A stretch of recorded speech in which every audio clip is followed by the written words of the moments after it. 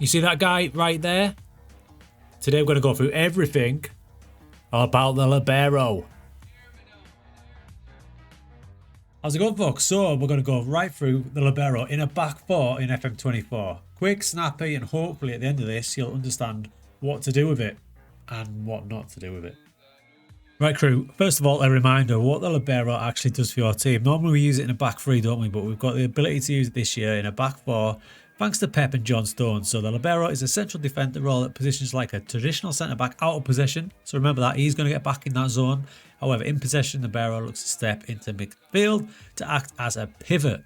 Beautiful. Now, with support duty, he will step into the midfield and look to play through balls. So he's going to be that bit more attacking. Now, if you look at it when he's on defend, the extra explanation is taken away, but honestly, we'll explore it today and you'll see what's what.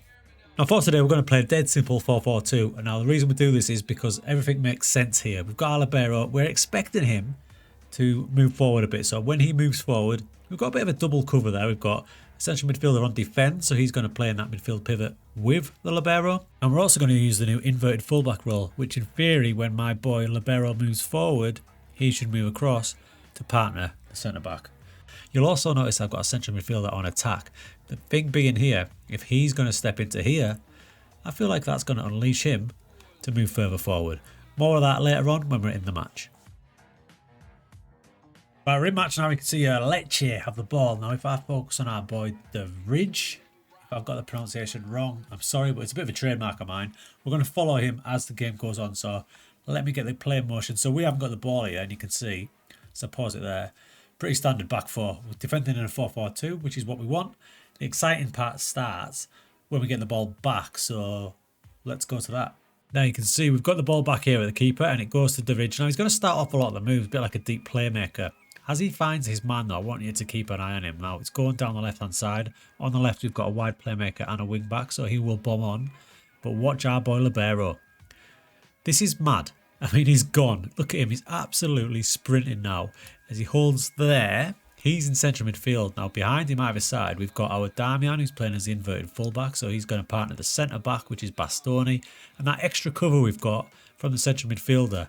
Now, he's the double pivot. That's our double pivot, but he's actually playing more aggressive than the midfielder as we play it on. You can see he gets even further forward. Remember, he's our centre-back. As DiMarco gets to the byline, he's just chilling there, right in the centre of the pitch. Now, this is not just an isolated incident. You can see him back here. Our throwing down in the corner here. Now, watch what happens when we get the ball. As soon as we get the ball, he's on support, remember. Here he goes. He's off. He's off.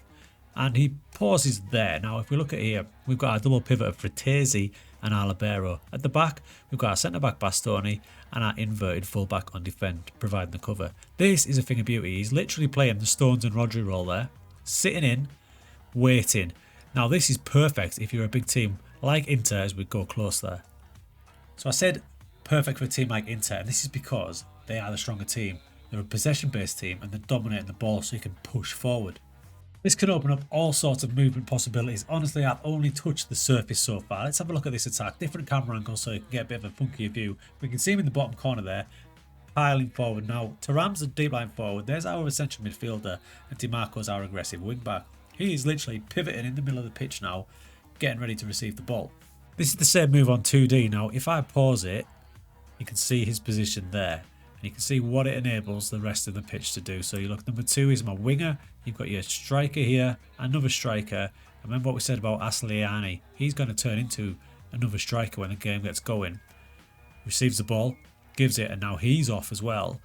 If we pause it there, you can now see we've got the best part of 6 or 7 going forward. So the movement you're going to get from him is out of this world. It's beautiful. How about the libero on defend? And by the way, do stay tuned because I'm going to test this at a lower division team. One that's nowhere near Inter, and we'll see how it fares. So we'll go to the tactics screen and we'll flop him into libero on defend. And because he's on defend, it means he won't go as far forward. So Fratesi here can shift to a support role and go a little bit further on.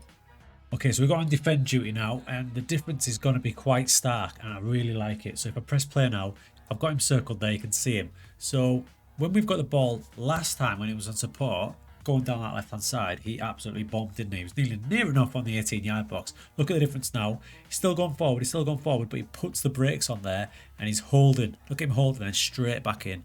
Definitely more of a defensive mindset when you change that duty. This could change the complete dynamic of your team. And like I said, you can have a more attacking midfielder, but look at him here and watch the difference when we win the ball back. So Banda's got it now, we win it back. Now it's on our side, so you think he would be bombing forward up into these zones here. But he's now more of a defensive midfielder with that slight change. Look at him, he's just holding his position. He's not bombing in, he's just holding now. So he's literally a holding midfielder for you. A complete change. And your central midfielder that's with him is the one getting further forward as he holds his position as the attack continues. We're going to look at that goal again in 2D because everything we talked about at the start of the match, it worked with. If we look at the ridge there and we keep an eye on Asliani as well, remember what we said?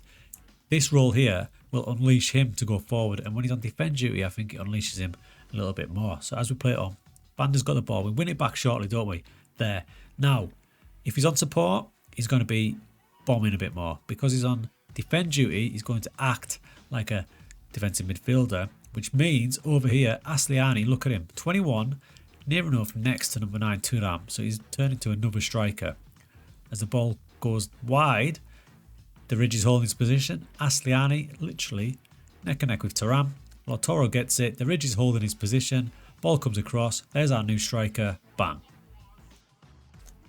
So you have now some big time options. You can start with him on a defend duty, and if you think you're the stronger team, you need some more legs up front, flip into support, or vice versa. If you want to hold him back a bit, defend duty. That's my favourite at the minute, I think. I like that much more. It means all the other roles around your team can completely change.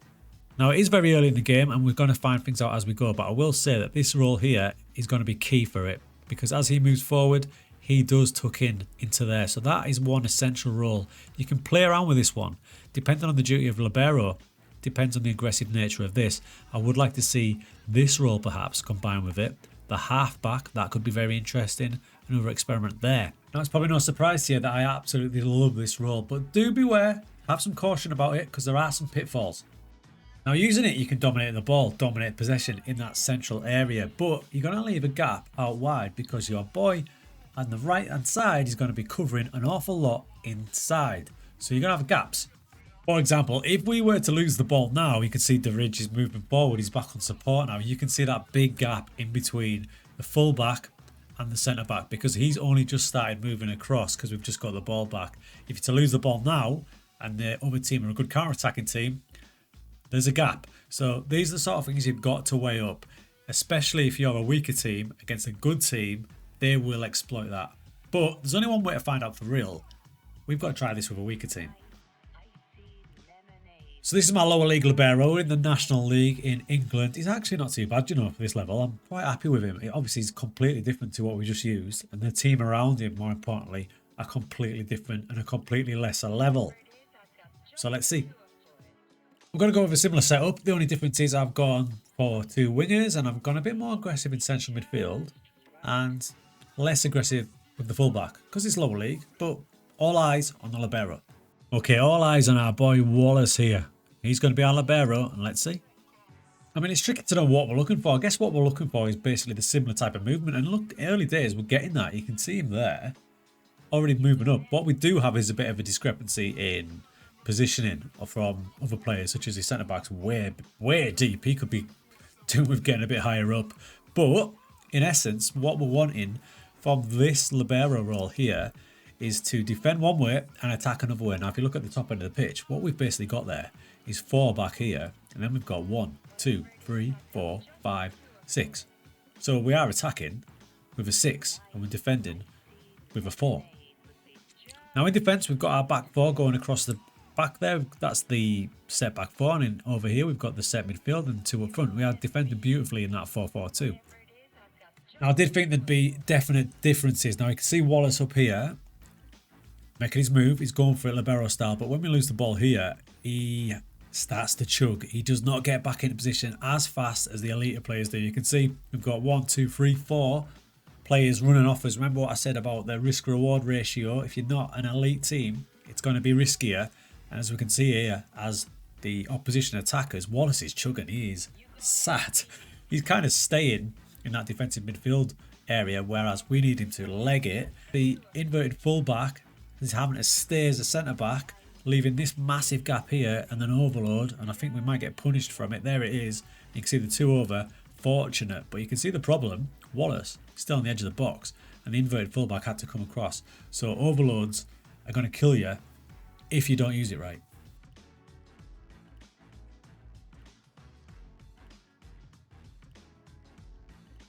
So you can use it in lower league. Would I? Probably not, but it all depends if you get the right player. Speaking of which, what is the right type of player for this role? Obviously, the right place to start is the guy that kind of reinvented the role, which is John Stones, an absolute ball-playing centre-back who can also be comfortable in midfield. Now, what I've seen as well, acceleration would not go amiss to get back into a defensive position, especially if you're in lower league football. We saw what my guy did. He kind of chugged along. If you can get someone with high acceleration, get back into position, that would be the cherry on top. If we look at the game, they're saying things like, there's a lot of technicals there. First touch, passing, technique. All these will come into play, and you've got to think he's going to be a bit of a ball player, especially if he's on support. So that's when your vision will come into play as well. But positioning won't go amiss. Concentration, anticipation is key. And then you've got your standard things for physical centre backs, such as your jumping reach and your strength.